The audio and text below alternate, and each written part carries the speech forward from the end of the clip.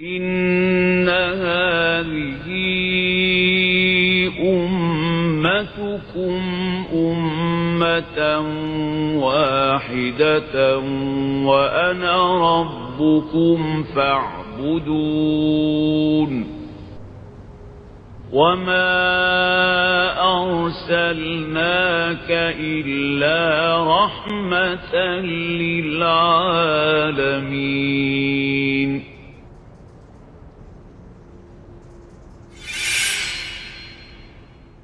على هذه النية كلنا صالحة وإلى حضرة النبي محمد صلى الله عليه وسلم. الفاتحة. أعوذ بالله من الشيطان الرجيم. بسم الله الرحمن الرحيم. الحمد لله رب العالمين الرحمن الرحيم مالك يوم الدين إياك نعبد وإياك نستعين اهدنا الصراط المستقيم صراط الذين أنعمت عليهم غير المغضوب عليهم ولا الضالين.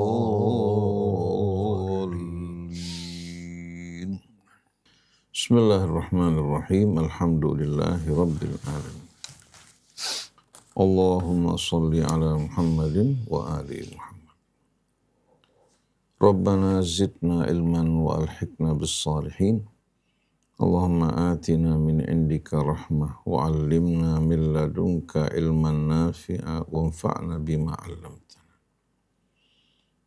اللهم اهدنا سبل السلام وأخرجنا من الظلمات إلى النور واهدنا إلى صراطك المستقيم. السلام عليك يا رسول الله. السلام علينا وعلى عباد الله الصالحين. والسلام عليكم ورحمة الله وبركاته. Waalaikumsalam warahmatullahi wabarakatuh. Alhamdulillah pagi hari ini kita dapat melanjutkan renungan kita bersama ayat-ayat Al-Dzikril Hakim. Setelah kita membaca pengantar dari suratul Hadid, sekarang kita memasuki kajian secara tafsir dari surah ini. Bismillahirrahmanirrahim. هذا المطلع الموحي المختار وما حشد فيه من خصائص الألوهية الفاعلة المؤثرة المبدعة لكل شيء المحيطة بكل شيء المهيمنة على كل شيء العليمة بكل شيء وما تعرضه من إبداع اليد القادرة وهي تجول في محيط السماوات والأرض وتتلطف إلى خبايا الصدور وطوايا القلوب وتشرف من علن على الوجود وما فيه ومن فيه. هذا المطلع الموحي المختار يتناول القلوب فيهزها هزا ويأخذها أخذا وهو يجول بها في الوجود كله فلا تجد إلا الله ولا ترى إلا الله ولا تحس بغير الله ولا تعلم لها مهربا من قدرته ولا مخبأ من علمه ولا مرجعا إلا إليه ولا متوجها إلا لوجهه الكريم.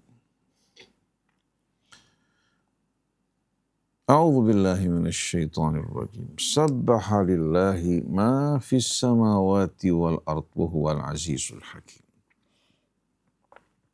هكذا ينطلق النص القرآني الكريم في مفتتح السورة، فتتجاوب أرجاء الوجود كله بالتسبيح لله، ويهينم كل شيء في السماوات والأرض، فيسمعه كل قلب مفتوح غير محجوب بأحجبة الفناء، ولا حاجة لتأويل النص عن ظاهر مدلوله. فالله يقول ونحن لا نعلم شيئا عن طبيعة هذا الوجود وخصائصه ونحن لا نعلم شيئا عن طبيعة هذا الوجود وخصائصه أصدق مما يقول لنا الله عنه. فسبح لله ما في السماوات والأرض، تعني سبح لله ما في السماوات والأرض، ولا تأويل ولا تعديل. ولنا أن نأخذ من هذا أن كل ما في السماوات والأرض له روح يتوجه بها إلى خالقه بالتسبيح، وإن هذا له أقرب تصور يصدقه ما وردت به الآثار الصحيحة، كما تصدقه تجارب بعض القلوب في لحظات صفائها وإشراقها واتصالها بالحقيقة الكامنة في الأشياء وراء أشكالها ومظاهرها. وقد جاء في القرآن الكريم يا جبال أوبي معه والطير، فإذا الجبال كالطير تؤوب مع داود. وجاء في الأثر أخرج مسلم في صحيحه عن جابر بن سمرة قال قال رسول الله صلى الله عليه وآله وسلم إن بمكة حجرا كان يسلم علي ليالي بعثت إني لأعرفه الآن. وروى الترمذي بإسناده عن علي بن أبي طالب كرم الله وجهه قال كنت مع رسول الله بمكة فخرجنا في بعض نواحيها فما استقبله شجر ولا جبل إلا وهو يقول السلام عليك يا رسول الله. وروى البخاري في صحيحه بإسناده عن أنس بن مالك قال خطب رسول الله صلى الله عليه وسلم إلى رزق جذع فلما صنعوا له المنبر فخطب عليه حن الجذع حنين الناقة فنزل الرسول فمسحه فسكن. وآيات القرآن كثيرة وصريحة في تقرير هذه الحقيقة الكونية. ألم تر أن الله يسبح له من في السماوات والأرض والطير صافات كل قد علم صلاته وتسبيحه. ألم تر أن الله يسجد له من في السماوات ومن في الأرض والشمس والقمر والنجوم والجبال والشجر والدواب وكثير من الناس وإن من شيء إلا يسبح بحمده ولكن لا تفقهون تسبيحهم. ولا داعي لتأويل هذه النصوص الصريحة لتوافق مقررات سابقة لنا عن طبائع الأشياء غير مستند وغير مستمد. ولا داعي لتأويل هذه النصوص الصريحة لتوافق مقررات سابقة لنا عن طبائع الأشياء غير مستمدة من هذا القرآن.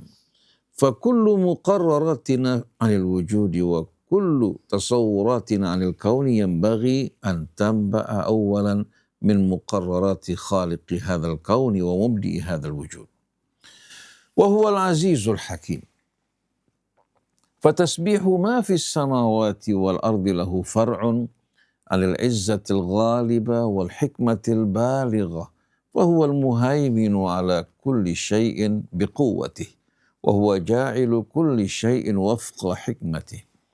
وما يكاد القلب البشري يفيق من فيض هذا النص ومن مهرجان الوجود المسبح لخالقه في السماوات والأرض حتى يعاجله السياق برحلة جديدة في ملكوت السماوات والأرض. له ملك السماوات والأرض يحيي ويميت وهو على كل شيء قدير. Inna kulla syai'in fis samawati wal ardi sabbaha lillah. Malikis samawati wal ard alladzi la syarika lahu fi mulkih. Fahuwa tasbihul mamluki li malikih al-mutafarrid alladzi yuhyi wa yumit fayakhluqul hayata wa yakhluqul maut wa yuqaddirul hayata likulli hayyin wa yuqaddir lahul maut fala yakunu illa qadaruhu alladzi qadha.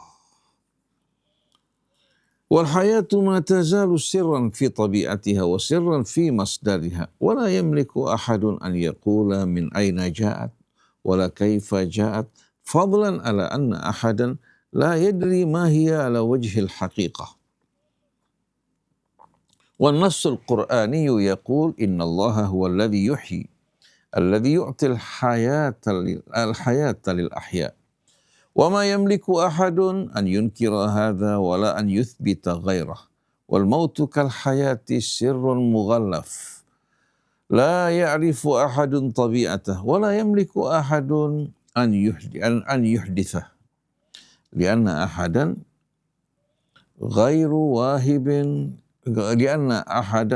واهب الحياة لا يملك سلبها وهذا وذاك من مظاهر الملكية المطلقة لله في السماوات والأرض يحيي ويميت وهو على كل شيء قدير إجمالا بغير حد ولا قيد فالمشيئة المطلقة تمضي بغير حد ولا قيد وتتعلق بما تشاء أن تتعلق كما تشاء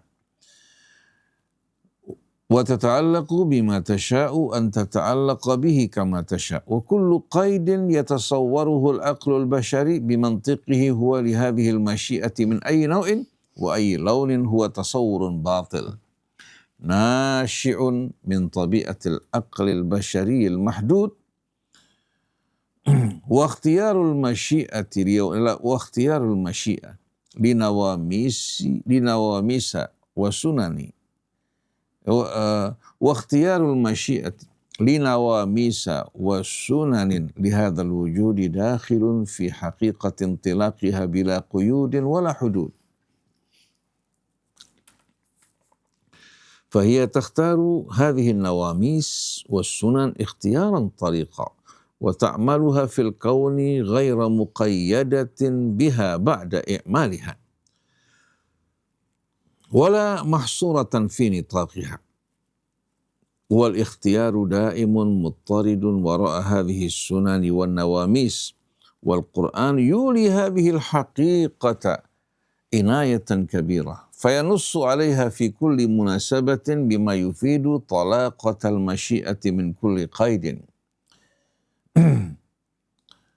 يرد عليها حتى من أملها وهي لتبقى هذه الحقيقة واضحة ويبقى تصورها غير مشوب فقد وعد الله أهل الجنة بالخلود فيها وأهل النار كذلك وهذا الوعد صادر من المشيئة ولكنه أبقى المشيئة طريقة خارج نطاق هذا الوعد ذاته وهو من عملها وباختيارها فقال عن هؤلاء وهؤلاء خالدين فيها ما دامت السماوات والأرض إلا ما شاء ربك وهكذا في كل موضع وردت فيه مثل هذه المناسبة ولا مجال لمنطق العقل البشري ولا لمقرراته في هذا المجال وعليه أن يأخذ مقرراته كلها من هذا القرآن لا من معين آخر غير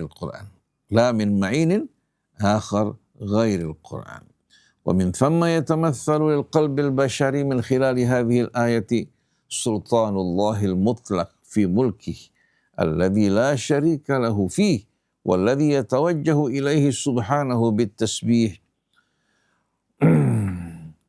وحق له أن يتوجه وحق له أن يتوجه وحق عليه أن يسبح. Kalau kita ikuti al-insyiqaq wa huqqa lahu an yutawajjah boleh wa huqqa alaihi an yusabbah وما يكاد يفيق من تصور هذه الحقيقة الضخمة التي تملأ الكيان البشري وتفيض حتى تطالعه حقيقة أخرى لعلها أضخم وأقوى، حقيقة أن لا كينونة لشيء في هذا الوجود على الحقيقة، فالكينونة الواحدة الحقيقية هي لله وحده سبحانه، ومن ثم فهي محيطة بكل شيء عليمة بكل شيء والله أعلم. Ini bahasanya memang agak sedikit agak sedikit dalam ya. Terkadang dia membawakan pemahaman-pemahaman dari kalangan sufiyah, juga terdapat qadhiyah falsafiyah. Kita harapkan mudah-mudahan bisa kita fahami dengan jernih ya. Taib, bismillahirrahmanirrahim, sedikit ya. Kita sering mendengarkan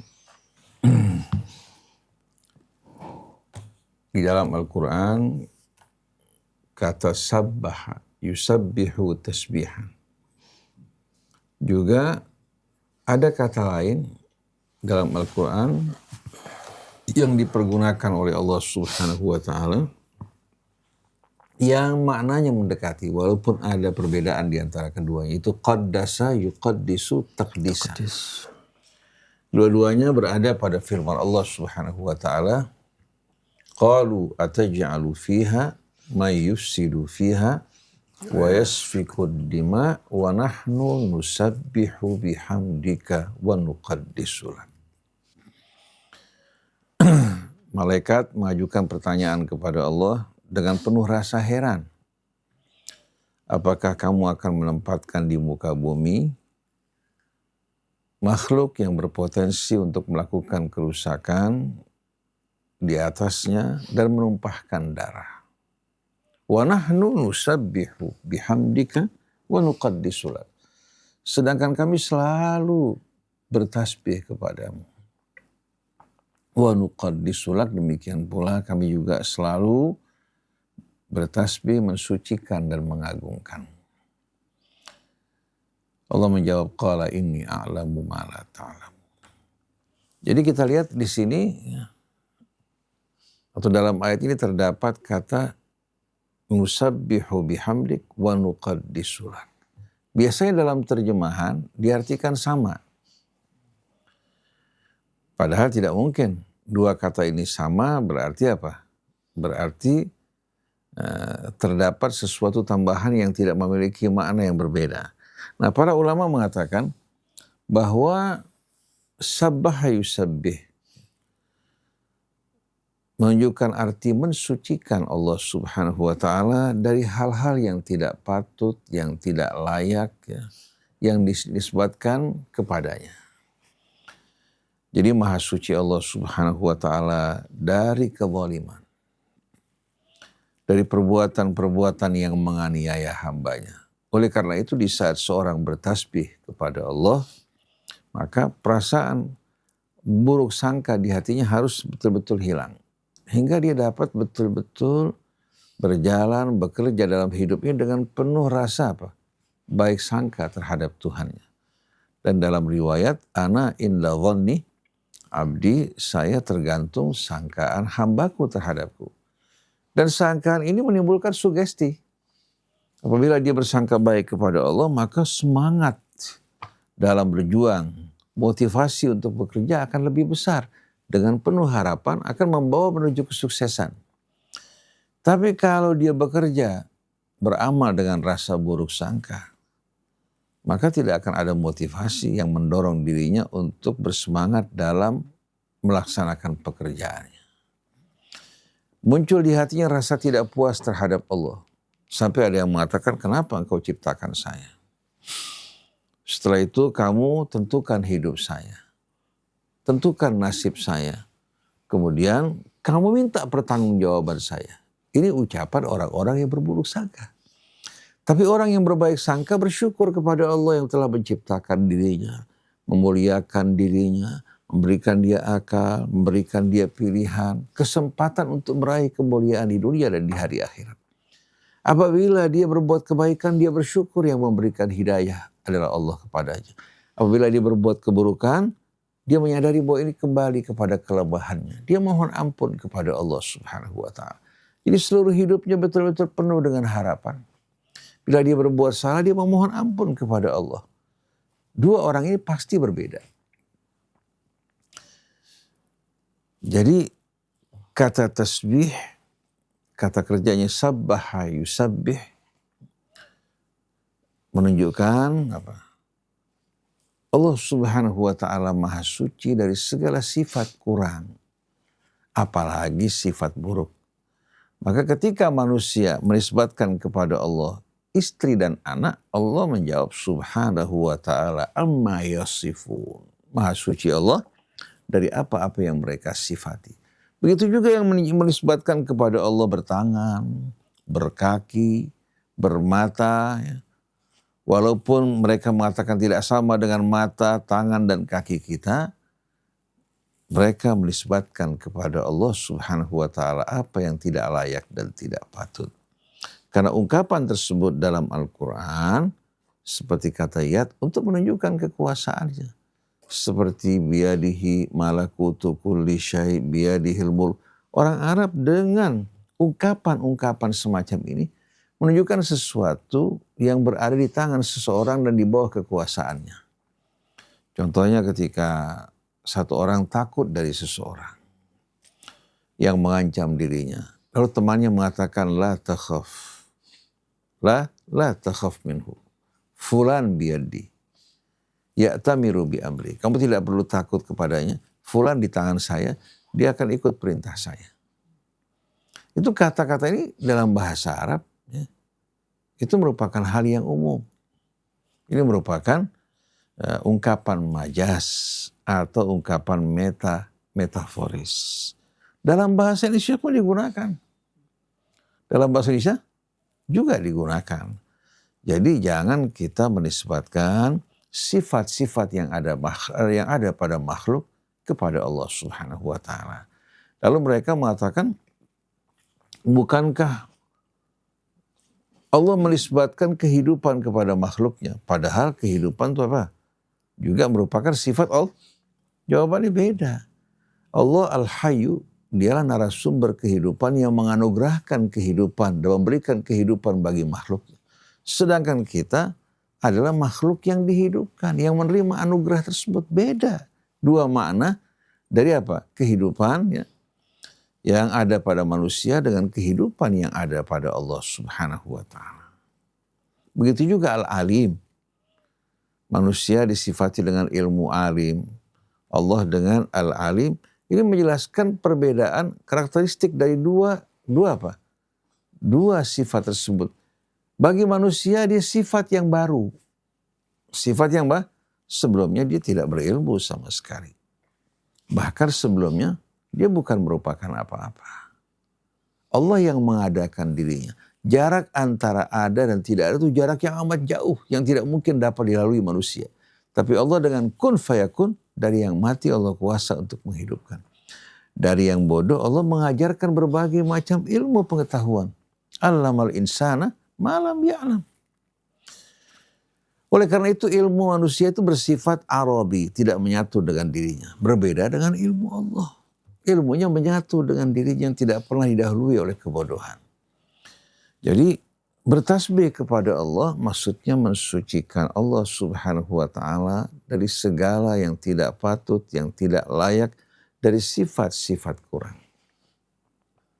Adapun qaddasa yuqaddisu taqdisan, dia juga menunjukkan pujian yang mensucikan Allah tapi tertuju pada kemuliaan dan keagungannya. Jadi seorang yang mensucikan Allah Subhanahu wa ta'ala, yang mengagungkan Allah, yang menyebutkan kebesaran-kebesarannya, ya, maka itu menunjukkan kata qaddasa yuqaddisu taqdisan.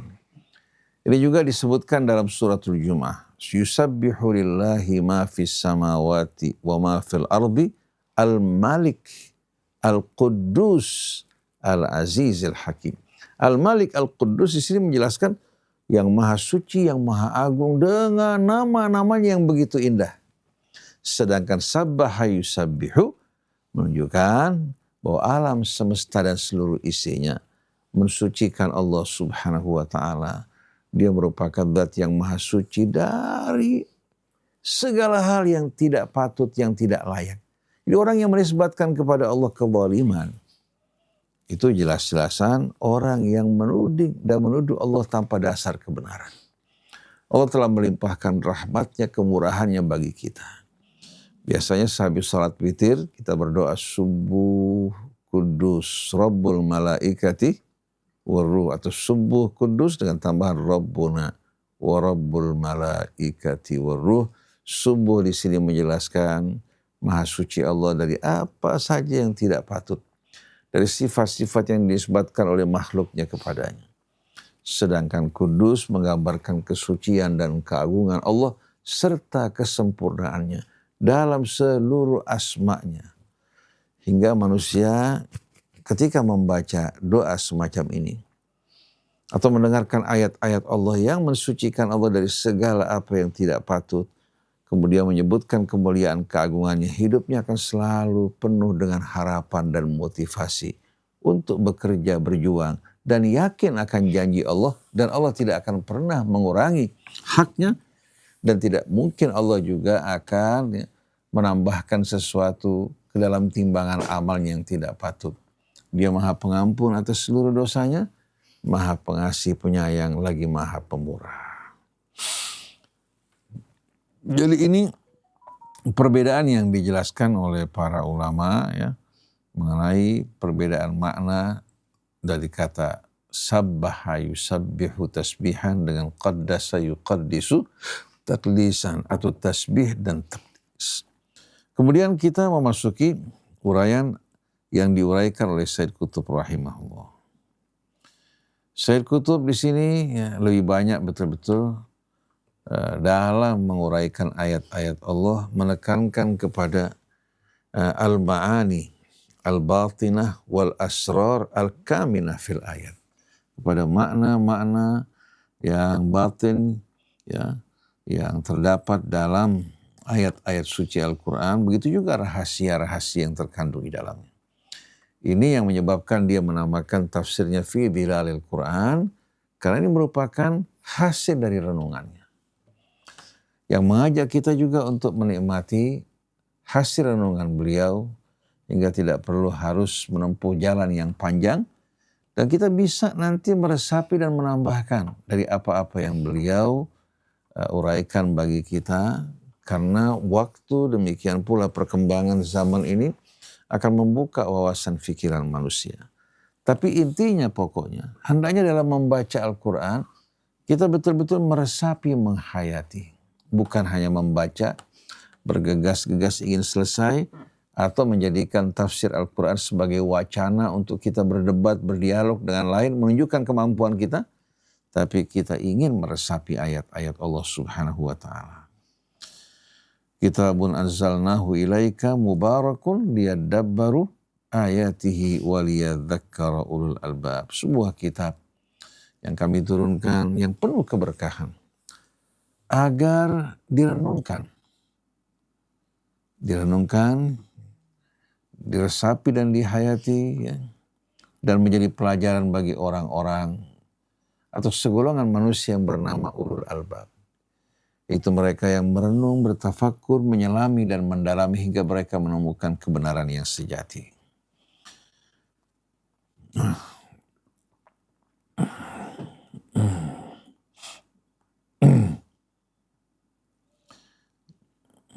Kita baca sedikit terjemahannya kembali untuk bisa menyatu kembali dengan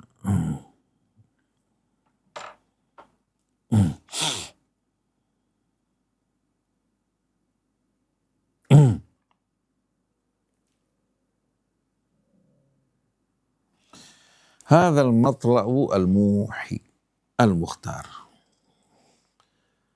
Pembukaan yang amat mengesankan,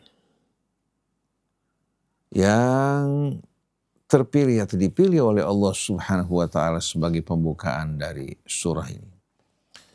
Sebagaimana yang Ustaz Hamzah sebutkan kemarin, terkadang menggunakan kata kerja dalam bentuk mudhari atau sedang dan terus menerus. Yusabbihu lillahi ma fis samawati wa ma fil ard.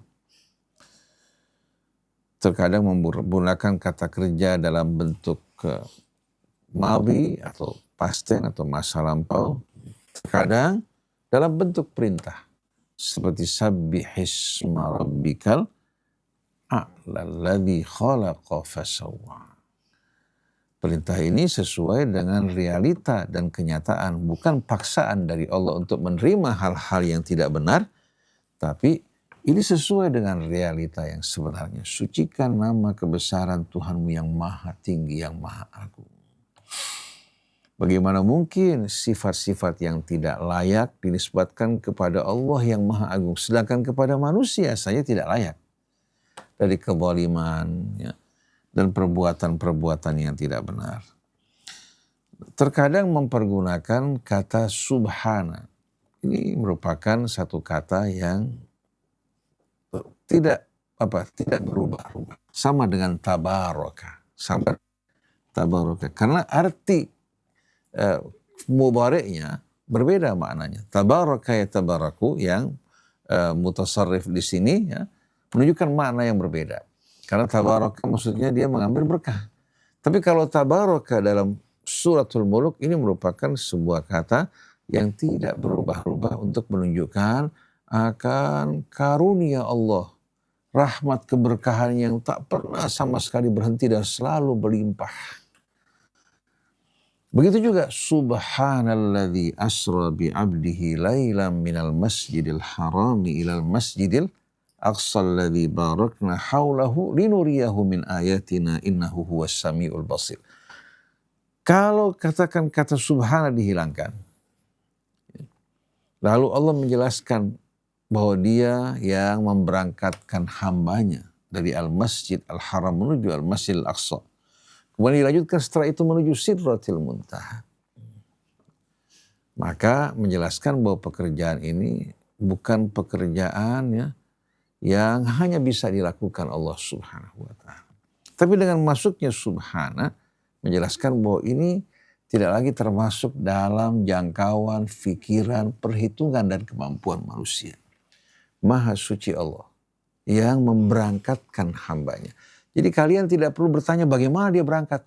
Bagaimana kok dalam waktu yang begitu singkat melintasi langit-langit yang begitu jauh, kemudian tiba di Sidratil Muntaha, kembali juga pada waktu apa? Pada waktu bahkan sebelum datangnya fajar. Bagaimana semua ini terjadi? Memang kalau kita mendengar seorang melakukan hal tersebut atau diberitakan melakukan sesuatu yang aneh, pasti kita bertanya, bagaimana dia lakukan? Dengan pesawat apa dia naik? Tapi kalau Allah Subhanahu wa ta'ala, maha suci Allah yang memberangkatkan hambanya, maka di sini kita terima dengan penuh keyakinan. Sebagaimana Allah yang menciptakan langit dan bumi, menciptakan ruang dan waktu, maka Allah tidak terikat dengan ruang dan waktu. Allah kuasa untuk apa? Membekukan ruang dan waktu, hingga hambanya berpindah-pindah dalam waktu yang begitu cepat. Sebagaimana singgasana Balqis dipindahkan dari Yaman menuju ke Yerusalem dalam sekejap mata. Sebelum Sulaiman berkedip, singgasana tersebut berpindah ke hadapan Sulaiman. Ini seorang manusia, tapi dengan ilmu yang Allah ajarkan. Dengan membaca bismillah, maka Allah yang melakukan. Manusia hanya berdoa, tapi Allah Subhanahu wa ta'ala yang melakukan. Di sini pentingnya doa. Tasbih, tahmid, takbir yang kita baca jangan dipandang sepele. Dia akan menghubungkan kita betul-betul dengan alam yang tidak dapat kita bayangkan sama sekali. Jadi hadzal matla'ul muhi al-mukhtar. Pembukaan yang mengesankan ini, yang memang dipilih oleh Allah secara khusus.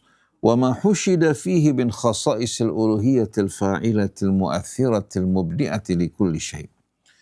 Dan apa yang terkandung di dalamnya, yang dipenuhi dengan khasais uluhiyah, khasais khususiat yang merupakan milik Allah Subhanahu wa ta'ala. Al-fa'ilah, yang menjadi penggerak dan pelaku, al-mu'athirah yang berpengaruh, al-mubdi'ah yang menciptakan sesuatu dari ketiadaan. Begitu juga al-muhitah bi kulli syai' yang meliputi segala sesuatu. Al-muhaiminah ala kulli syai' yang berkuasa mendominasi segala sesuatu. Al-alimah bi kulli syai' yang maha tahu segala sesuatu. Wa ma ta'ribuhu min ibda'il yadil qudrah wa hiya tajulu fi muhitis samawati wal ard. Demikian pula apa yang dipaparkan oleh tangan kebesaran Allah Subhanahu wa taala yang maha kuasa yang mengadakan dan menciptakan sesuatu dari ketiadaan dengan penuh keindahan. Wa hiya tajulu fi muhitis samawati wal ard, dan dia pesiar di tengah-tengah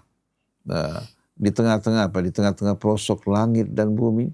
Wa tatalaffafu ila khabayas sudur, kemudian meresap ke dalam relung jiwa manusia. Wa tawayal qulub, demikian pula apa yang tersimpan dalam jiwa mereka. Wa tusyrifu min alin alal wujudi wa ma fihi wa man fihi, demikian pula mengawasi seluruh alam semesta dari tempat yang penuh keagungan dan ketinggian.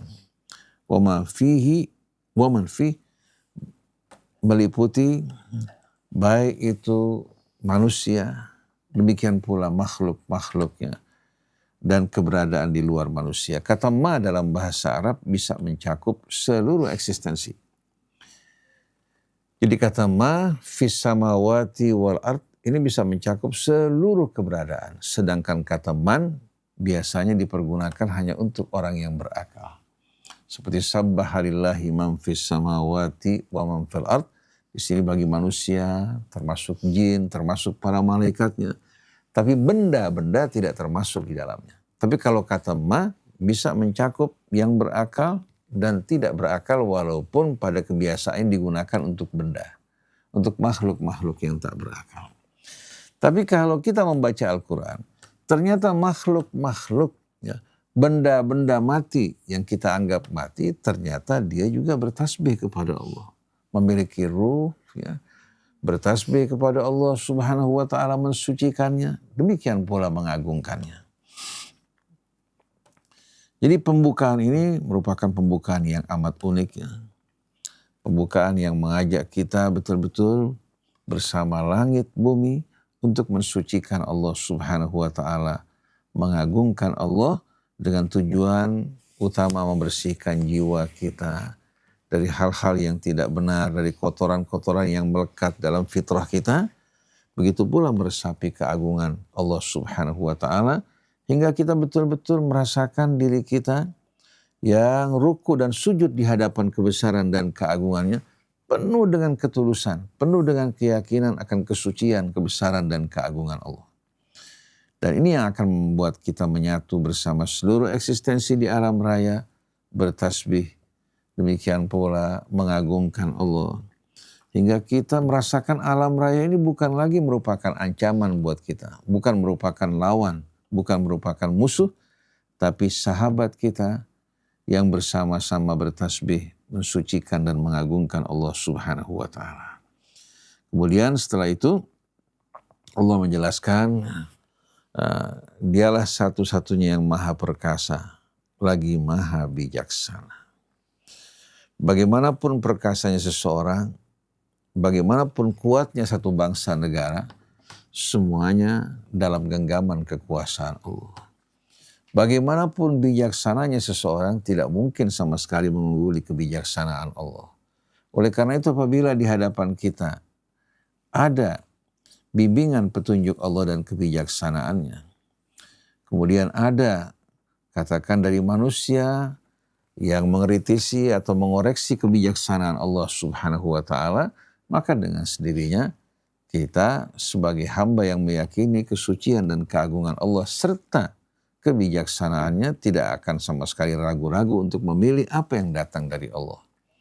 Baik itu aturan yang mengatur hidup kita, yang menghubungkan antara kita dengan masyarakat kita, atau yang berhubungan dengan katakan persoalan keluarga yang berhubungan dengan persoalan ekonominya.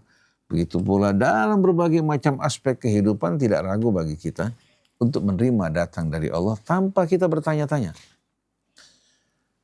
Kita merenungkan, berusaha untuk memahami hikmahnya. Tapi sebelum kita memahami hikmahnya, kita menerima yang datang dari Allah Subhanahu wa ta'ala dengan sami'na wa ata'na. Hingga datang satu masa nanti, Allah Subhanahu wa ta'ala menunjukkan kepada kita hikmah-hikmah dari tasyri' yang ditetapkan Allah Subhanahu wa ta'ala. Kemudian Sayyid Qutb rahimahullah berusaha menjelaskan kepada kita bahwa tasbih yang dilakukan oleh seluruh eksistensi di alam raya ini tidak perlu kita mentakwilnya dengan berbagai macam takwil. Tapi kita menerima sebagaimana adanya karena kita sebagai makhluk tidak memahami, mengetahui ya, hakikat kehidupan dari makhluk-makhluk yang berada di sekeliling kita. Apa yang Allah ajarkan kepada kita amat betul-betul minim. Sedangkan apa yang kita lihat saksikan dari sebahagian rahasia Allah Subhanahu wa ta'ala di bumi ini amat sedikit dibandingkan kebesaran alam raya. Oleh karena itu, sewaktu kita mendengarkan firman Allah, sabbaha lillahi ma fis samawati wa ma fil ard, kita menerima dan yakin seluruh makhluk di alam raya ini bertasbih di samping dia mentaati Allah Subhanahu wa ta'ala. Dengan hukum-hukum yang Allah tetapkan, seluruh makhluk mentaatinya, mengikutinya sambil bertasbih. Tapi Allah terangkan, walakin la tafqahuna tasbihahum. Kalian tidak memahami tasbih mereka. Oleh karena itu burung-burung dengan suara mereka pada saat mereka mengembangkan sayap mereka, mengatupkannya, mereka terbang sambil bertasbih kepada Allah Subhanahu wa ta'ala. Bahkan kita menjumpai dalam hadis-hadis dari Nabi kita Muhammad sallallahu alaihi wasallam seperti yang tadi dibacakan, diriwayatkan dalam Sahih Muslim ya, dari Jabir bin Samurah, Rasulullah sallallahu alaihi wasallam bersabda, sesungguhnya di Mekah terdapat sebuah batu. Pada malam-malam saya pertama kali diutus, ya, setiap menjumpai saya, dia mengucapkan salam kepada saya. Dan saya mengenalinya, mengetahuinya sekarang. Begitu pula dalam riwayat Tirmidzi dari Ali bin Abi Thalib karramallahu wajhah, qala kuntu ma'a Rasulillah bi Makkah fa kharajna fi ba'di nawahiha. Famastaqbalahu syajarun wala jabalun illa wa huwa yaqulu assalamu alayka ya Rasulullah. Bahwasanya dulu aku bersama Rasulullah di Mekah. Fa kharajna fi ba'di nawahiha. Kita berjalan di sebahagian pelosoknya. Tidak ada satu pun pohon ataupun gunung yang berjumpa dengan kita melainkan dia mengucapkan assalamu alayka ya Rasulullah. Wa rawal Bukhari fi sahih bi isnadihi an Anas bin Malik. Demikian pula Bukhari meriwayatkan dari Anas bin Malik radhiyallahu anhu qala khataba Rasulullah sallallahu alaihi wasallam. Ini ungkapan berikutnya ini agak sedikit aneh nih. Kata laziqa yalzaqu itu artinya melekat. Seharusnya kalau hilangnya dibuang lebih enak. Khataba Rasulullah sallallahu alaihi wasallam ya laziqa jid'in atau laziqa ila jid'in. Artinya dia berceramah ya dengan berpegang dan melekat pada pohon korma. Al-jid'u di sini pohon korma. Lebih nyaman kalau disebutkan laziqa ila jid'in.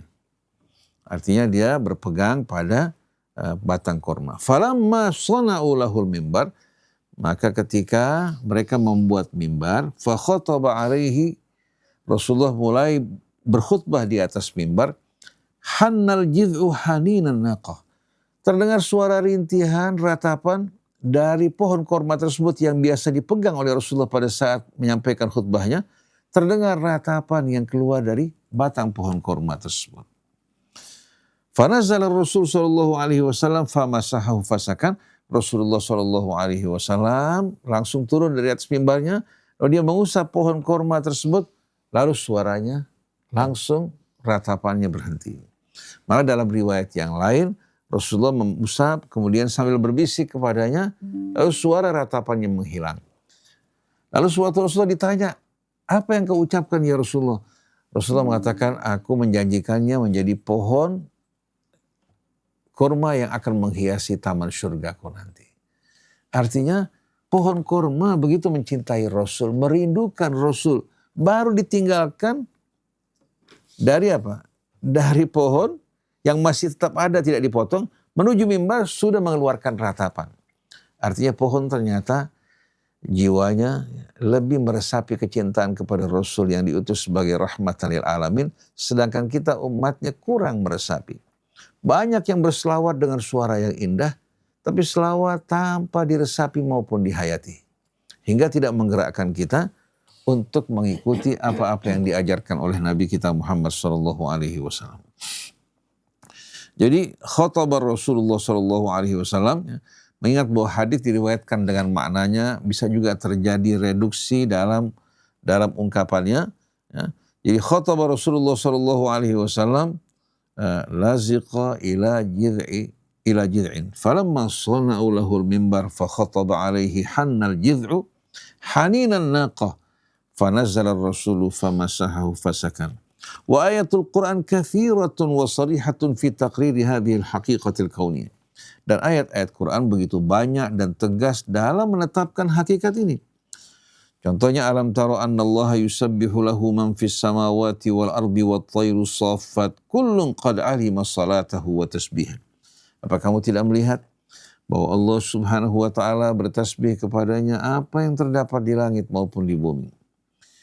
Baik itu burung-burung yang mengembangkan sayapnya, masing-masing semuanya telah mengetahui salat dan tasbihnya. Bukan hanya tasbih, bahkan salatnya.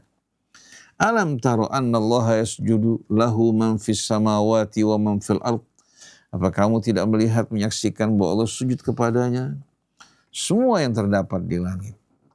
Demikian pula yang terdapat di bumi, wasyamsu wal qamaru wan nujumu wal jibal. Begitu pula mataharinya, bulannya, bintangnya, wal jibal, demikian pula gunung-gunungnya, wasyajaru wad dawab, pohon-pohon dan binatang-binatang melata, wa katsirun minan nas, demikian pula banyak manusia. Wa in min syai'in illa yusabbihu bihamdi walakin la tafqahuna tasbihahum, dan tidak ada sesuatu melainkan bertasbih memujinya. Walakin la tafqahuna tasbihahum, tapi kalian tidak memahami tasbihnya. Wala da'iya li ta'wili hadhihi an-nusus as-sarihah li tuwafiqa muqarraratin sabiqatin lana an taba'i'il asya'i ghaira mustamaddatin min hadzal Qur'an. Dan tidak perlu sama sekali kita mentakwil nas-nas ini yang jelas untuk atau disesuaikan dengan berbagai macam ketetapan dan penemuan kita yang memahami tentang watak dari segala sesuatu. Jadi yang penemuan kita, pemahaman kita mengenai sesuatu dijadikan sebagai tolok ukur untuk menafsirkan ayat-ayat Allah Subhanahu wa taala dengan pemahaman kita yang terbatas yang tidak bersumber dari Al-Qur'an. Fa kullu muqarraratina anil wujud wa kullu tasawwuratina anil kauni yanbaghi an tamba'a awalan min muqarrarati khaliqi hadzal kauni wa mubdi'i hadzal wujud. Semua muqarrarat, berbagai macam penemuan-penemuan, demikian pula ketetapan-ketetapan kita, fakta-fakta ilmiah menurut kita tentang alam semesta ini, demikian pula pandangan-pandangan kita mengenai alam harus betul-betul selaras dan bersumber dari apa-apa yang ditetapkan pencipta dari alam semesta ini. Demikian pula yang mengadakan al-wujud dari ketiadaan sebelumnya. Wa huwal azizul hakim. Fatasbih ma fis samawati wal ard lahu far'un anil izzatil ghalibati wal hikmatil balighah.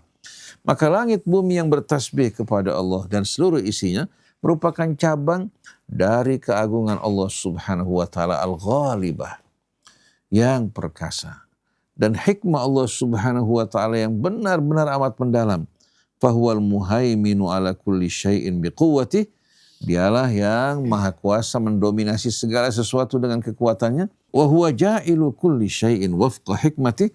Dan dia yang mengadakan segala sesuatu sesuai dengan hikmahnya. Kemudian untuk secara singkat ya, kita kembali kepada penutup dari ayat ini. Wa huwa ala kulli syai'in qadir. Lahu mulkus samawati wal ard yuhyi wa yumitu wa huwa ala kulli syai'in qadir. Kepunyaannya seluruh kerajaan langit dan bumi. Berarti tidak ada pemilik selain Allah Subhanahu wa ta'ala. Dia satu-satunya penguasa. Kita membutuhkan sesuatu, kita mohon padanya, berlindung dari sesuatu juga, kita berlindung kepadanya. Yuhyi wa yumit, dia yang menganugerahkan kehidupan. Dia juga yang menetapkan kematian. Sedangkan rahasia kehidupan dan kematian hanya diketahui oleh Allah. Wa huwa ala kulli syai'in qadir. Penutup ini merupakan penutup yang banyak kita dengar pada ayat-ayat Al-Quran, ya, yang amat banyak. Di sini menjelaskan Allah Subhanahu wa ta'ala, penguasa, pemilik langit dan bumi, yang menganugerahkan kehidupan, menetapkan kematian, juga menetapkan aturan-aturan dan hukum-hukum, semuanya merupakan ketetapan yang sama sekali tidak mengikat Allah. Tapi Allah Subhanahu wa ta'ala dalam menetapkan sesuatu, betul-betul masyiahnya bersifat mutlak. Tidak ada yang membatasinya.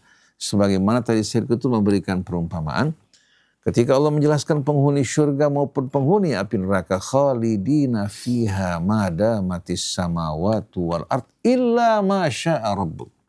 Istifna pada akhir ayat ini, illa ma syaa rabbuk, untuk menjelaskan masyiah Allah mutlak. Atau katakan, kita berhadapan dengan ketetapan Allah, tidak mungkin sama sekali kita mengelak.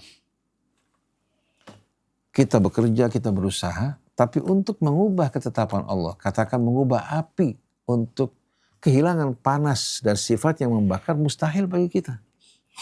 Tapi bagi Allah yang menetapkan api panas membakar, lalu Ibrahim yang berada di tengah-tengah api tidak terbakar, jangan kita bertanya bagaimana mungkin akal bisa menerima dilemparkan ke dalam api yang membara dia tidak terbakar. Karena tidak mungkin bagi kita. Kalau bagi Allah Subhanahu wa ta'ala yang menetapkan api panas membakar, kehendak yang mutlak, dia kuasa untuk mengatakan ya narukuni bardan wassalaman ala Ibrahim. Jadi madamatis samawati wal ard illa ma syaa rabbuk, mereka kekal di dalamnya ya, untuk selama-lamanya.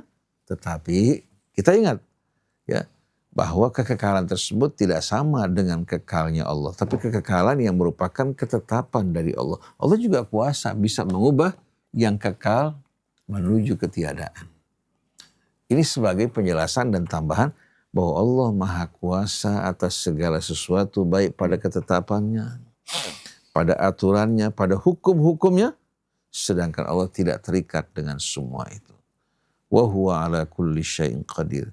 Sebagaimana dalam suratul Mulk, tabarakalladzi biyadihil mulku wa huwa ala kulli syai'in qadir. Ini sebetulnya memberikan buat kita harapan. Harapan ya, yang betul-betul apa? Tiada tara. Di mana kita di saat berhadapan dengan satu keadaan yang menghempit diri kita, atau kita berhadapan dengan kekuatan yang amat dahsyat di luar kemampuan kita, di saat orang membayangkan bahwa ini merupakan hal yang tidak mungkin dilawan, begitu kita mengingat Allah kembali kepadanya yang Maha Kuasa atas segala sesuatu, kita tidak gentar menghadapi musuh-musuh bagaimanapun kuatnya. Banyak ulama-ulama Islam di Saudi Arabia, di Mesir, mengatakan bahwa pejuang Gaza yang menghadapi Israel konyol, bunuh diri, perbuatan yang dilarang dalam agama. Karena kita tidak punya kemampuan untuk menghadapi mereka. Kita tidak punya kekuatan untuk menghadapi Israel yang didukung oleh Amerika. Oleh karena itu yang dilakukan pejuang-pejuang Gaza itu perbuatan konyol, bunuh diri. Oleh karena itu mereka menganjurkan agar mereka hijrah meninggalkan Gaza dan Palestina, dengan alasan bahwa kita tidak diperintahkan untuk mempertahankan Palestina, tapi diperintahkan untuk menyembah Allah. Kalau tidak dapat menyembah Allah di satu tempat, kita bisa pindah ke tempat lain. Ini alasan yang mereka gembar-gemborkan untuk menutupi kecintaan mereka pada dunia, ketakutan mereka terhadap kematian. Begitu Yaman berhadapan, kemudian Iran ternyata membuat Israel yang melegenda mengalami kehancuran, mereka merasa malu untuk tampil. Akhirnya mereka menyembunyikan kepala mereka. Mereka berbalik, mengatakan bahwa Iran berperang menghadapi Israel bukan karena ingin membela saudara-saudara kita di Gaza. tapi untuk menunjukkan hegemoninya, bahkan ingin menguasai negara Arab, bahkan ingin menguasai dunia. Jadi kita lihat ternyata orang-orang yang mabuk ini, yang cinta dunia ini, mata mereka tidak pernah terbuka sama sekali. Kita berharap mudah-mudahan Allah berikan kebersihan hati kepada kita hingga bisa melihat kebenaran dimanapun dia berada.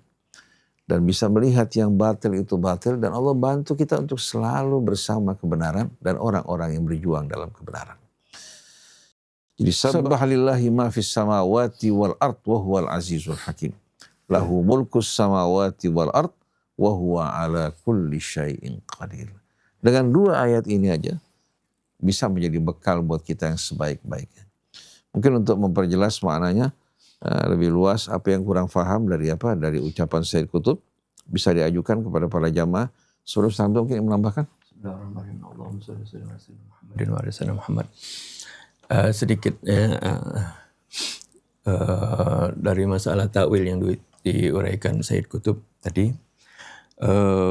Memang ya seperti itulah ya, kita ini memahami Al-Quran, mengimani Al-Quran.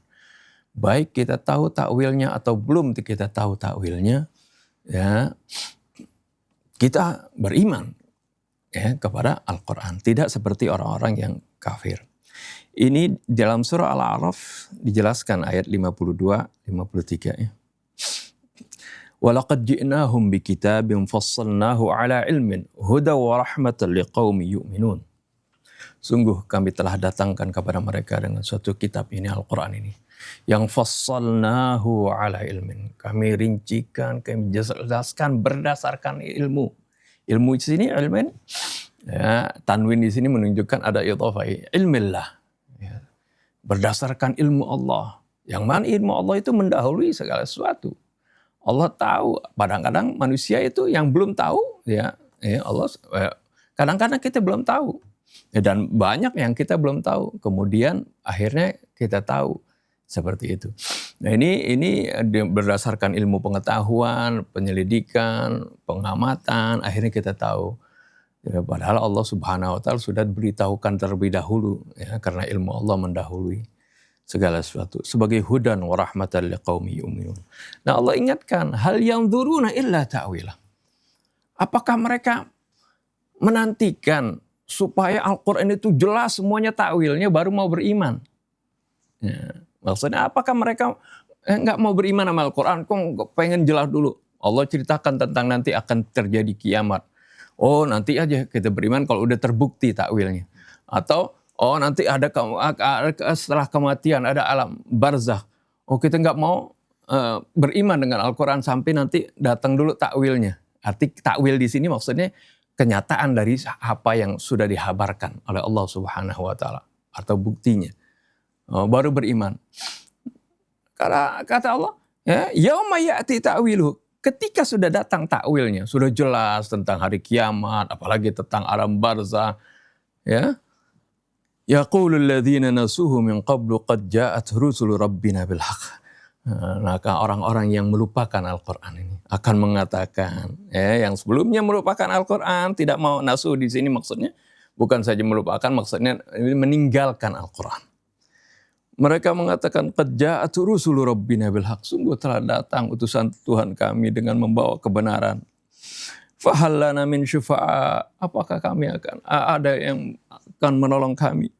Fayashfa'ulana yang akan menolong kami. Apakah adalah syafi' yang akan menolong kami? Au nuraddu fa na'mala ghairal ladzi kunna na'mal. Atau kami dikembalikan, maka niscaya kami akan beramal tidak seperti dulu yang kami amalkan.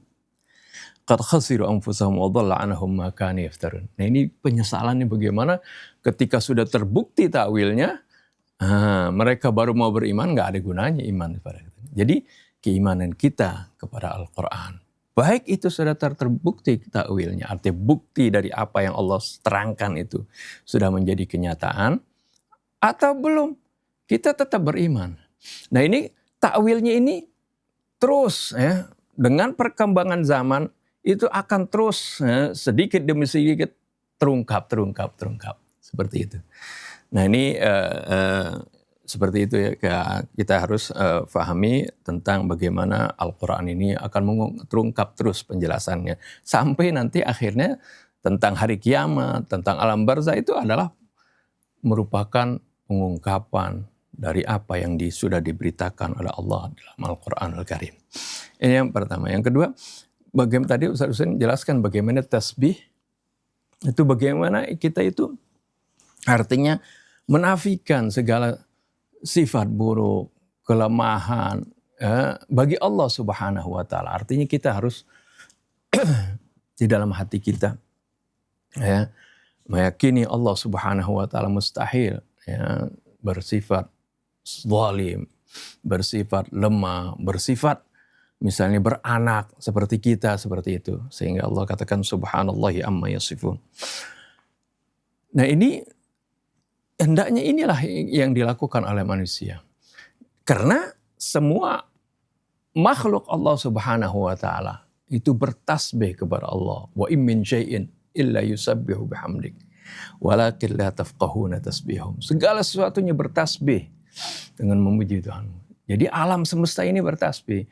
Ya, seperti yang kemarin kita katakan, kalau kita sebagai makhluk Allah tidak mau mengikuti apa yang ada, semuanya bertasbih ke Allah, kita tidak mau bertasbih.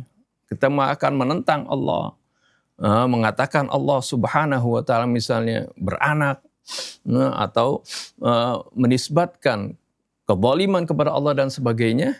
Ini bertabrakan dengan apa yang dilakukan oleh makhluk.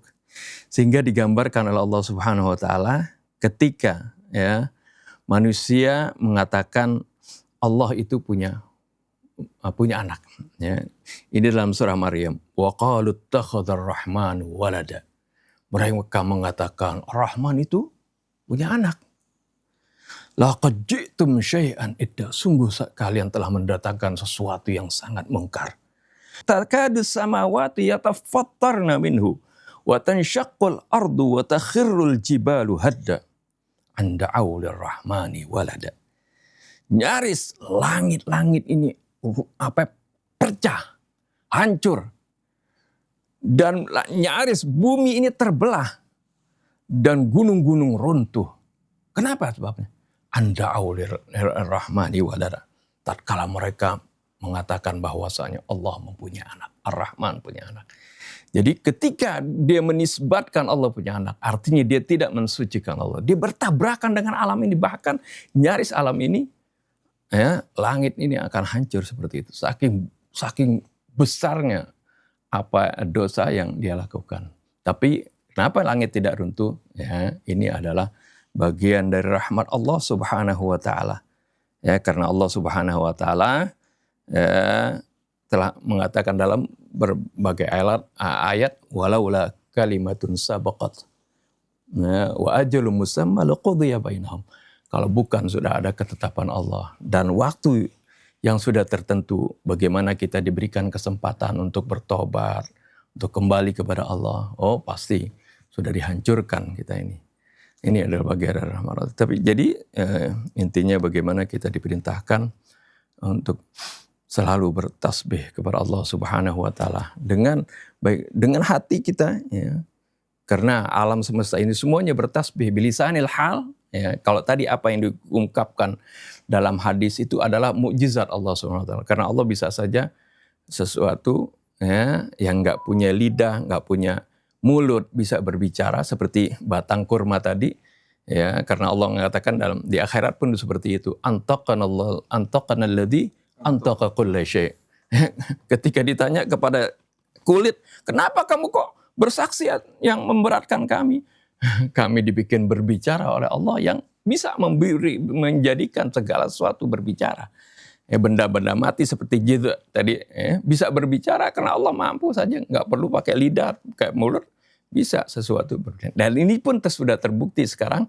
Bagaimana dengan AI, dengan flash disk gitu, bisa mengeluarkan suara seperti itu dan gambar. Ini semuanya kita hendaknya yaitu selalu bertasbih. Bukan saja kita karena kita punya lidah, jadi bukan bilisanil hal saja, juga bilisanil maqal kalau kita. Ya, mungkinnya kita disunahkan bertasbih, baca subhanallah. Ini dengan penuh hati kita pun mensucikan Allah. Wallahu a'lam.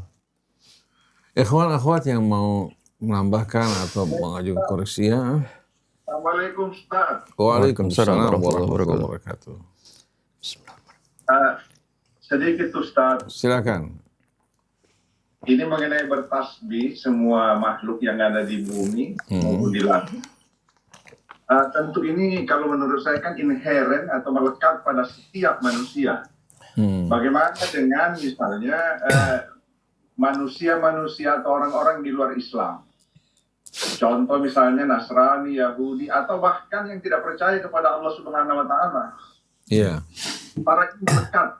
Bagaimana mereka itu, Ustaz? Mungkin itu aja dulu. Baik. Ya. Bismillahirrahmanirrahim. Syed Abdurrahman kan? Toli-toli bukan? Iya. Ya, lama nggak terdengar nih Syed Abdurrahman. Barakallahu fikum. Jadi kalau kita perhatikan, diri kita ini sebagai manusia, kalau kita bertanya yang di bawah kendali kita ini berapa persen kira-kira Syed Abdurrahman? Amat sedikit.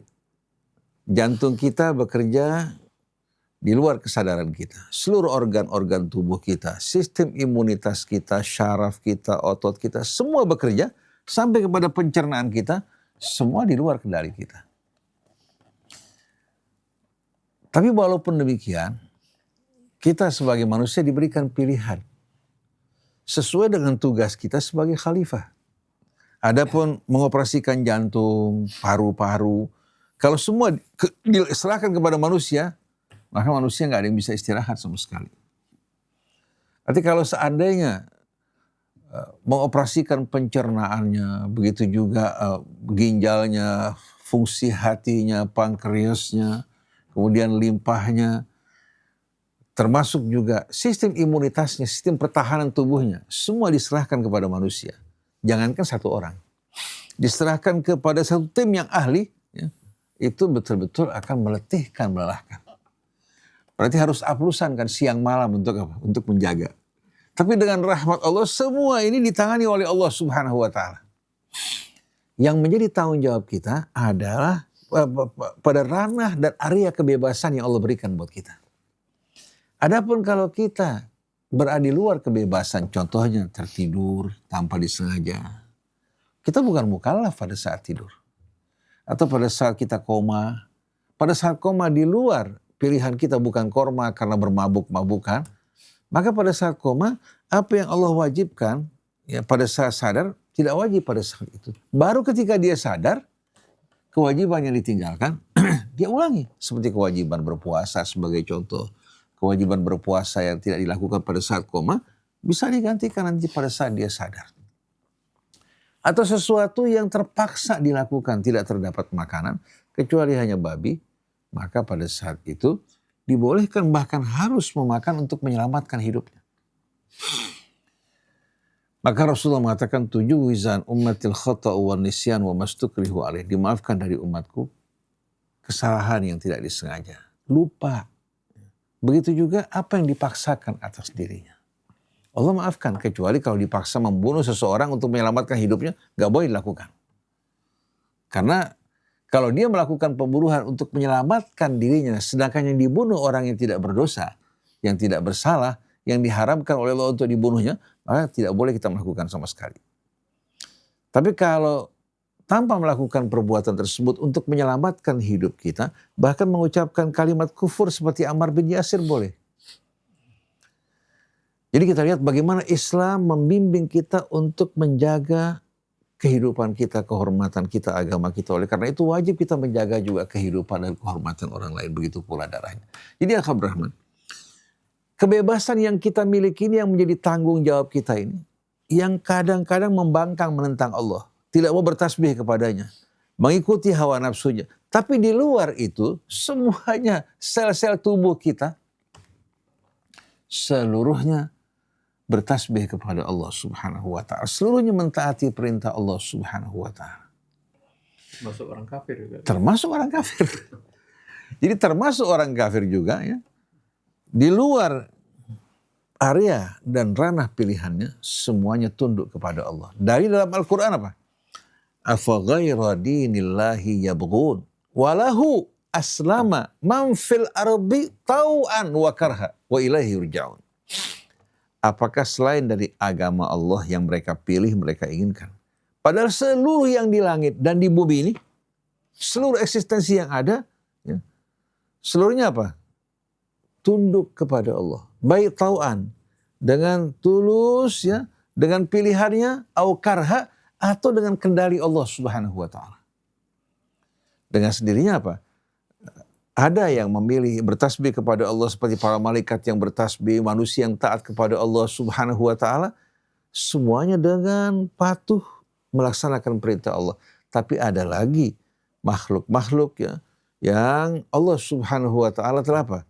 Telah tentukan, bahkan termasuk si kafir sendiri. Walaupun jiwanya ingkar, sel tubuhnya di luar kendalinya apa? Seluruh organ tubuhnya bertasbih kepada Allah. Kalau dia menolak, niscaya dia akan binasa. Dia akan binasa. Jadi semuanya bisa berjalan dengan baik karena bertasbih dan tunduk kepada Allah Subhanahu wa ta'ala.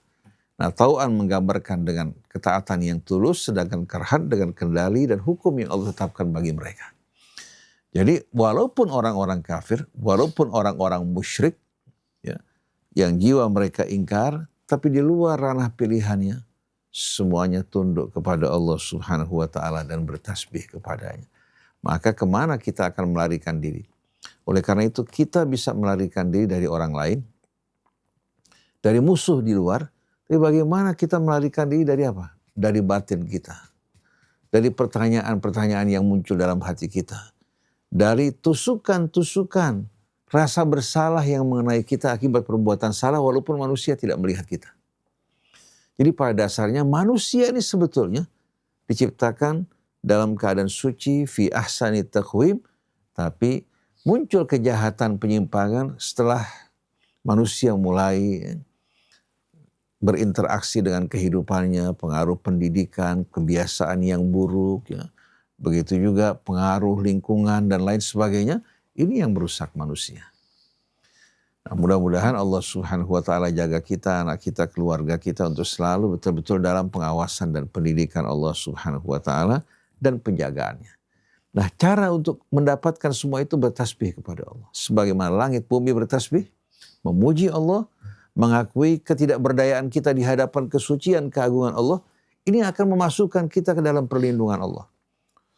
Subhanallah, kemudian Alhamdulillah, La ilaha illallah, Allahu Akbar, Subuh, Kudus, Rabbuna wa Rabbul Malaikati Warruh.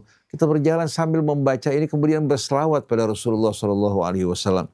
Beristighfar dari kesalahan kita. Dzikir yang singkat ini, insya Allah memberikan makna yang amat mendalam ke dalam hati kita semuanya. Wallahu a'lam. Assalamualaikum.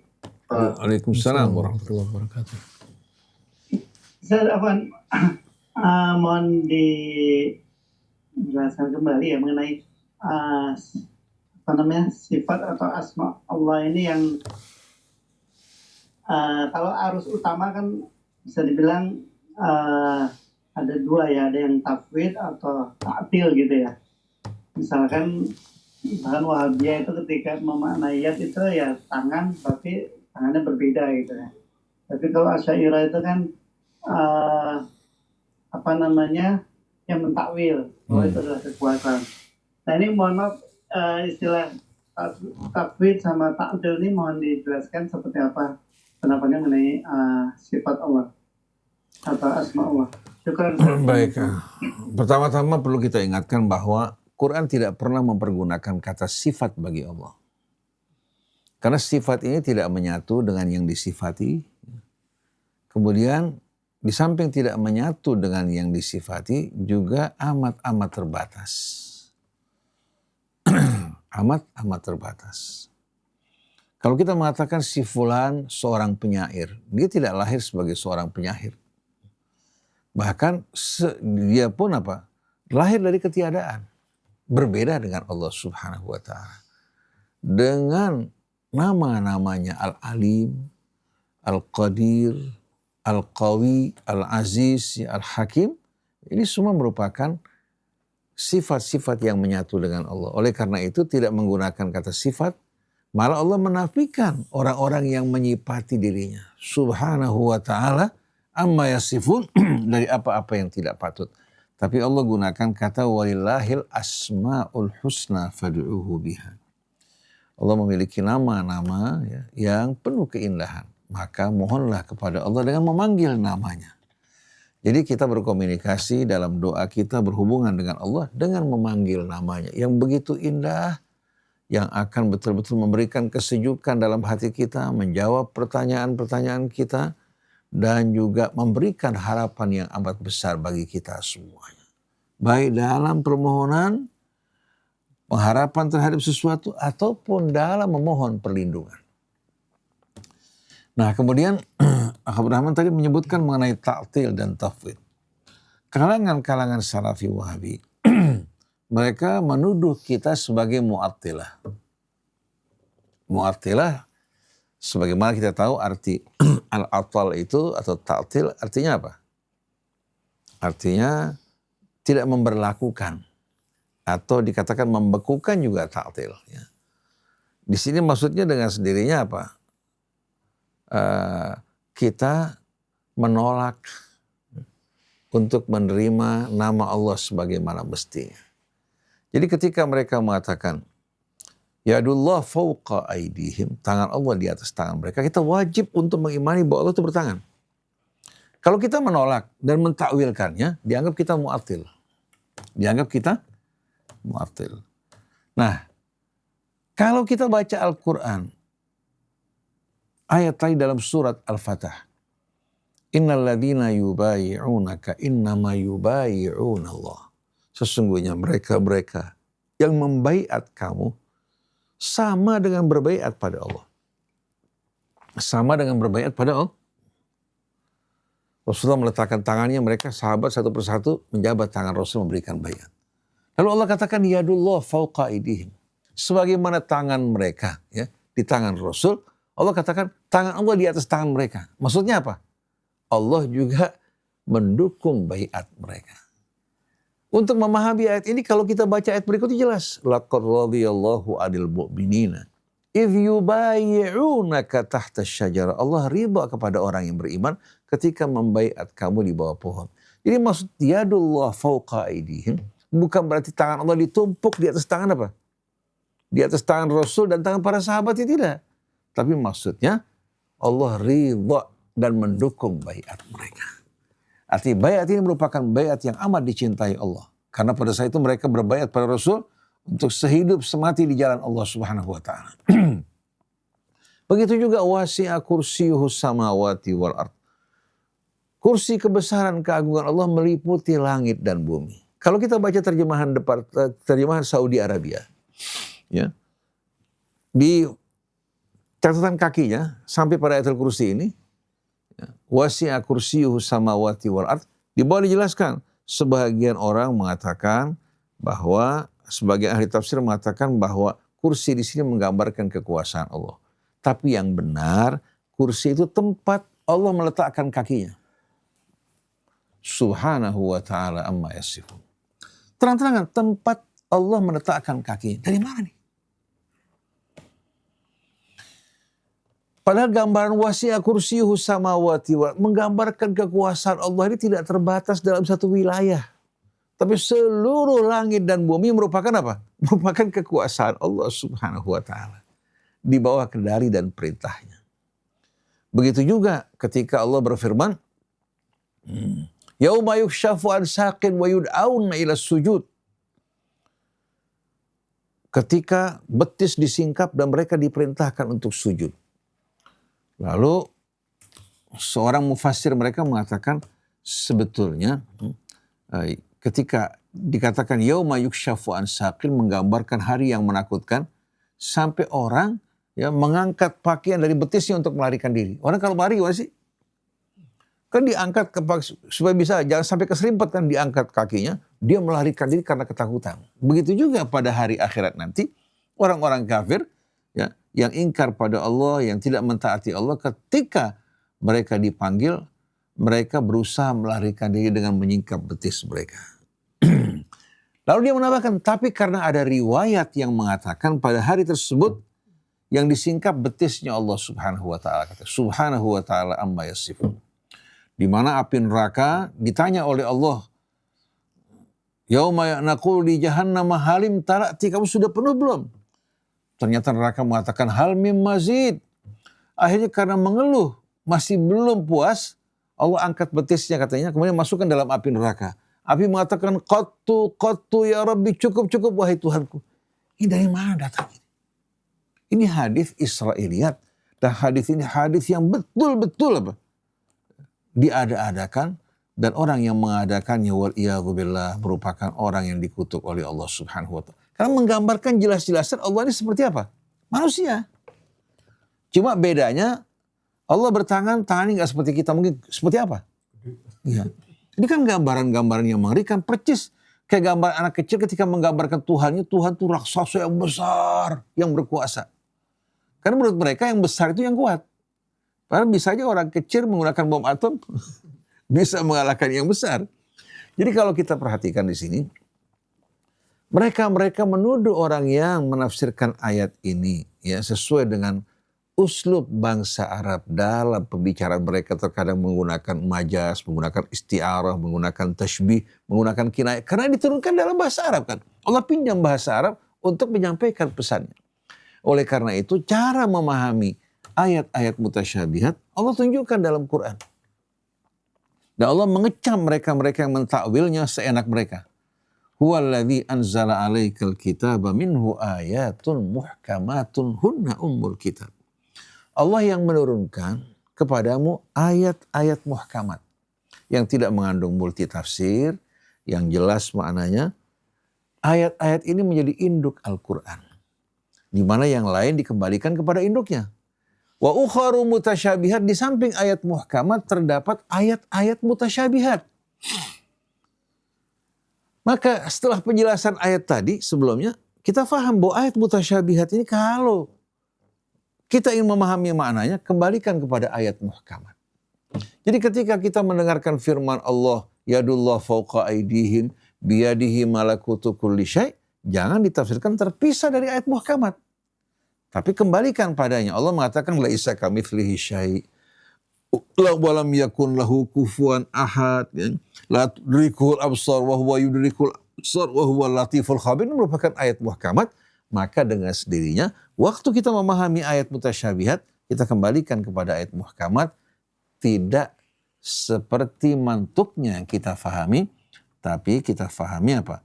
Justru lazimnya. Biyadihil muluk, maka dengan sendirinya menunjukkan bahwa seluruh kerajaan langit dan bumi dalam genggaman kekuasaan Allah, Allah meminjam bahasa manusia ya sebagai ungkapan ini. Karena apa? Berbicara kepada manusia, berbicara kepada mereka sesuai dengan bahasa yang mereka fahami. Seperti dalam hadis innallaha yukhatibu qauman ala qadri ma atahum minal aql. Allah berbicara kepada manusia sesuai dengan kadar akal yang mereka pilihkan.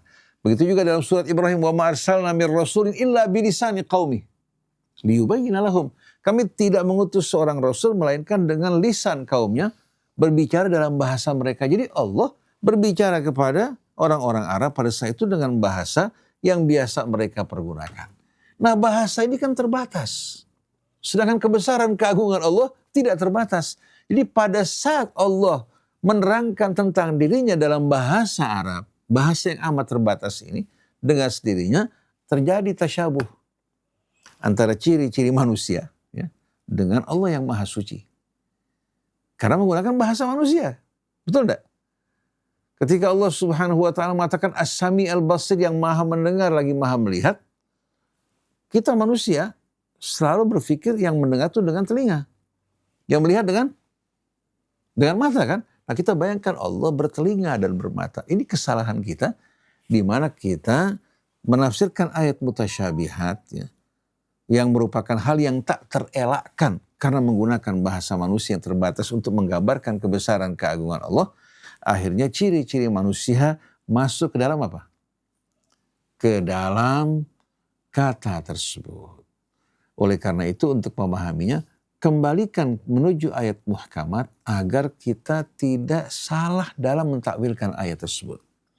Lalu Allah terangkan, فَأَمَّا الَّذِينَ فِي قُلُوبِهِمْ زَيْغٌ فَيَتَّبِعُونَ مَا تَشَابَهَ مِنْهُ. Adapun orang-orang yang hatinya menyimpang, yang tersesat, mereka paling suka gemar mengikuti ayat-ayat mutasyabihat tanpa dikembalikan kepada ayat muhkamat. Ibtigha al-fitnati wa ibtigha ta'wili, untuk menimbulkan fitnah dan mentakwilkannya dengan takwil-takwil seenak udel mereka. Padahal seharusnya dikembalikan pada apa? Ayat muhkamat. Lalu sebagai orang bertanya, kenapa kok sebahagian Quran dibiarkan oleh Allah termasuk dalam ayat mutasyabihat? Allah subhanahu wa ta'ala menurunkan ayatnya dengan jelas. Tapi Anda harus lihat, Allah turunkan kitab sucinya dalam bahasa manusia yang penuh keterbatasan. Oleh karena itu Allah subhanahu wa ta'ala sesuaikan keterangannya dengan kemampuan akal mereka untuk menerima. Jadi berbagai macam keterangan Allah pada ayat mutasyabihat jangan difahami seperti mereka memahami apa? Apa yang ada pada makhluk. Tapi sucikan Allah. Makanya Allah sabbihisma rabbikal a'la. Sucikan nama kebesaran keagungan Tuhanmu, karena manusia pasti apa? Pasti kalau tidak kembali kepada petunjuk Allah akan tergelincir. Jadi mereka yang mengatakan ya, bahwa kita ini mu'attil, bukan mu'attil, kita mengikuti Al-Quran yang mengajak atau mengembalikan ayat mutasyabihat kepada ayat muhkamat, dan adanya ayat mutasyabihat disebabkan karena kelemahan kita dan keterbatasan bahasa manusia untuk dapat menggambarkan Allah sebagaimana mestinya. Hingga Nabi mengatakan, subhanak la nuhsi tsana'an alaika anta kama asnaita ala nafsik. Kami enggak mampu memuji engkau sebagaimana mestinya ya Allah. Jadi kesimpulannya, Abdul Rahman, kata fawwada yufawwidu itu, mereka yang mentafwid, tidak mentakwil, ya, dengan alasan mereka tidak mau melakukan ta'til, jadi mereka menerima nama-nama tersebut yang menggambarkan Allah sebagaimana adanya. Padahal Allah perintahkan kita mengembalikan ayat mustasyabihat kepada ayat muhkamat. Allah juga perintahkan untuk mensucikan namanya. Jadi yang kita lakukan ini sesuai dengan Quran. Sedangkan mereka justru ketika melakukan tafwid, berarti mereka menyamakan Allah dengan makhluk-makhluknya pada sifat-sifatnya. Berarti mereka persekutukan Allah subhanahu wa ta'ala. Tapi mereka mengklaim bahwa mereka lah orang yang mentauhidkan Allah pada sifatnya. Kalau mereka mentauhidkan Allah, jangan samakan dong antara sifat-sifat manusia ya, dengan segala kekurangan kelebihannya. Begitu juga jangan batasi Allah pada batasan bahasa manusia yang amat terbatas. Jadi manusia tidak mungkin sama sekali meliputi ilmu Allah subhanahu wa ta'ala. Sebagai penutup, Imam Ali radhiyallahu anhu ya, berkata, ketika orang bertanya mengenai apa itu tauhid, bagaimana kita memahami Allah dengan sebenarnya, beliau mengatakan at-tauhid alla tatawahhama wal adlu alla tattahima. Di sini beliau menjelaskan dua hal penting. Yang pertama, kamu tidak dapat dikatakan sebagai seorang yang bertauhid pada Allah sampai kamu apa? Tidak lagi dapat menghayalkan, membayangkan dengan imajinasi kamu itu tentang Allah Ta'ala. Yang ada kesempurnaan yang tak terbatas, keagungan yang tak terbatas ya. Yang betul-betul apa? Tidak menyerupai sesuatu dan tidak ada sesuatu yang menyerupainya. Kalau kamu sudah sampai pada batas di mana kamu tidak dapat lagi menghayalkan, membayangkan Allah Subhanahu wa ta'ala, kebesaran keagungan dengan imajinasi kamu yang adalah kekuasaan keagungan yang tak terbatas, baru pada saat itu kamu masuk dalam ranah tauhid. Tapi kalau kamu menghayalkan, menggambarkan Allah dalam bentuk rupa, itu bukan Tuhan. Itu produk imajinasi kamu. Itu makhluk yang kamu ciptakan, bukan Allah Subhanahu wa ta'ala. Ini yang penting. Yang kedua, wal adlu alla tattahima. Kamu baru mengimani keadilan Allah kalau kamu tidak lagi menuduh Allah dengan apa? Dengan berbagai macam cobaan musibah yang menimpa kamu. Karena kebaikan datang dari Allah, keburukan bersumber dari kamu. Ma asabaka min hasanatin faminallah wa ma asabaka min sayyi'atin famin nafsik. Jadi kalau kamu sudah betul-betul dengan tulus mengimani bahwa Allah Subhanahu wa ta'ala maha suci dari sifat-sifat yang tidak layak dan tidak patut. Dia maha adil, bahkan bukan hanya adil, dia maha pemurah, maha pengampun dan penyayang. Kamu tidak pernah menisbatkan kepada Allah berbagai macam penderitaan, kesusahan yang kamu alami. Hingga kamu mengatakan alhamdulillah alal man'i wal ata. Segala puji bagi Allah atas apa yang Allah tahan dan apa yang Allah berikan. Pada saat Allah menahan, pasti di baliknya ada hikmah. Pada saat Allah memberi, juga untuk menguji syukur kita. Jadi bukan hanya pada saat pemberian, pada saat Allah menjauhkan kita dari apa-apa yang kita sukai. Terkadang kita suka pada seorang wanita, kita berkhayal kalau kita hidup sama dia, kita akan bahagia selama-lamanya, tidak akan berpikir tentang perempuan lain. Ternyata begitu dia melamar, dia meminta yang diharapkan untuk diterima, ditolak. Dia bersedih, berduka. Dia nggak menerima. Kenapa Allah Subhanahu wa Ta'ala tidak kuasa untuk mengabulkan permintaan saya?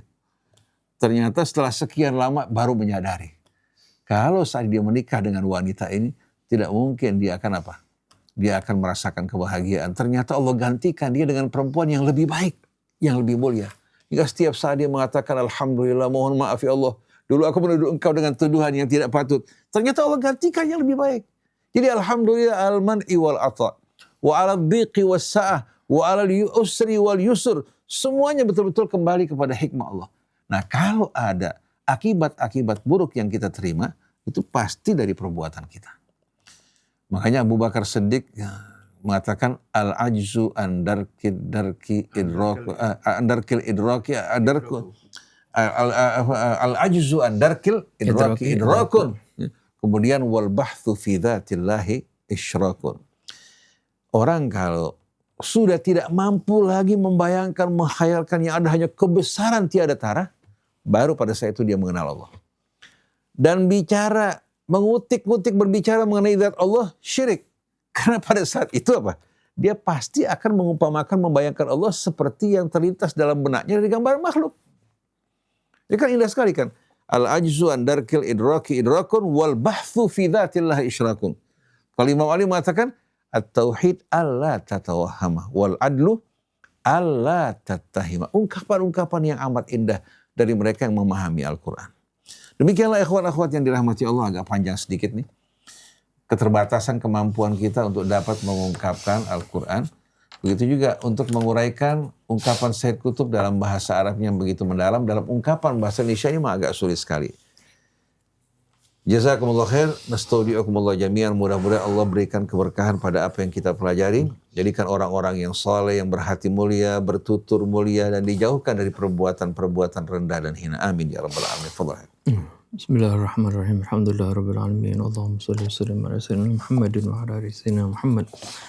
ربنا انفعنا بما علمتنا ربي علمنا الذي ينفعنا ربي فقهنا وفقه لنا وقرابات لنا في ديننا مع أهل الكتر أنثى وذكر ربي وفقنا ووفقهم لما ترتضي قولا وفعلا كرما وارزق الكل حلالا دائما وأخل أتقياء علما نهضى بالخير ونكفى كل شر ربنا أصلح لنا كل الشؤون وأقر بالرضا منك العيون وقضي عنا ربنا كل الديون قبل أن تأتينا رسل المنون وغفر استر أنت أكرم وأن ستر وصلاة الله تغشى المصطفى من إلى الحق دعانا والوفاء بكتاب فيه للناس الشفاء وعلى الآل الكرام الشرفاء وعلى الصحب المصابيه الغرر اللهم اهدنا بهداك واجعلنا ممن يسارع في رضاك ولا تولنا وليا سواك ولا تجعلنا ممن خالف أمرك وعصاك وحسبنا الله ونعم الوكيل ولا حول ولا قوة إلا بالله العلي العظيم وصلى الله عليه وسلم محمد وعلى آله وسلم. Alhamdulillah. Amin.